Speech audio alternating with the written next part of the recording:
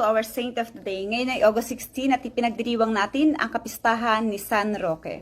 Si San Roque ay pinanganak na mayaman, ngunit sa edad na 20, noong namatay ang kanyang mga magulang, ay pinamigay sa mga mahihirap ang lahat ng kanyang mga mana at ari-arian. Taong 1315 hanggang 1317 ay nagkaroon ng tinatawag na Great Famine sa kanilang lugar.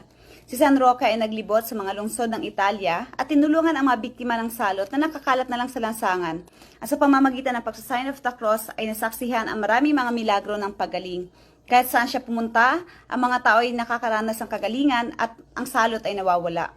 Pero dahil hindi pa uso ang social distancing kay San Roque at dahil siya ay nasa frontline, hindi kalaunan siya ay nahawaan kaya siya ay lumayo at nagpunta sa gubat. Doon, ang aso ni San Roque ang tumulong sa kanya upang makaligtas. Dinadalhan siya nito ng pagkain araw-araw at palaging dinidilaan ang kanyang sugat pero di siya nagkaroon ng rabies. Kaso na mistaken identity siya at siya ay nakulong. Pero habang siya ay nasa kulungan, may isang anghel na nagsabing ang sinumang tatawag kay San Roque at hingi ng kanyang tulong sa gitna ng salot ay gagaling. Napatunayan ito. Sa Council of Constance noong 1414 sa Germany ay may kumalat na salot.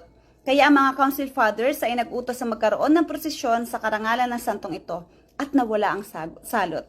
Kaya mula noon sa marami pang salot na naranasan sa medieval times, palaging ang tinatawagan ay si San Roque. San Roque, ipanalangin mo kami.